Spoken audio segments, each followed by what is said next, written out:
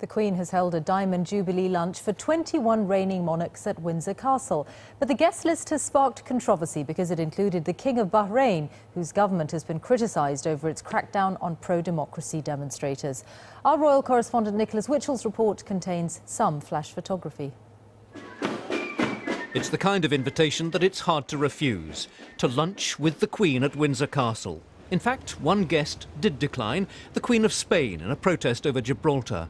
But virtually all the other crowned heads did attend. So, here, for example, was King Mswati III of Swaziland, sometimes described as the last absolute monarch in the world, a man, it is said, who enjoys an extravagant lifestyle, even though many of his people are starving.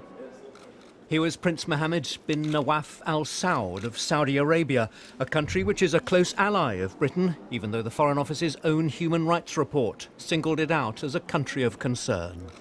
And here was the King of Bahrain, a monarch whose government has been accused of deploying unnecessary brutality in its efforts to curtail demands for greater democracy. All were warmly welcomed. It didn't work. They posed together for a group photograph. 27 kings and queens, an emperor from Japan, a sultan from Brunei, an emir from Qatar. There was even a Grand Duke from Luxembourg. They chatted at a reception. Prince Andrew was there with the King of Bahrain. Prince William and Catherine on rather less contentious ground with the King and Queen of Jordan. The Queen with the wife of the Emir of Qatar. Outside the castle, Bahrainis had come to support their king, but others say he should not have been invited, given what's happening in Bahrain. People are still in prison, people are still being tortured, human rights activists are still in great trouble there.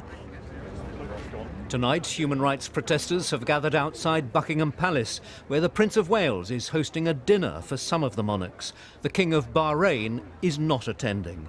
Nicholas Witchell, BBC News.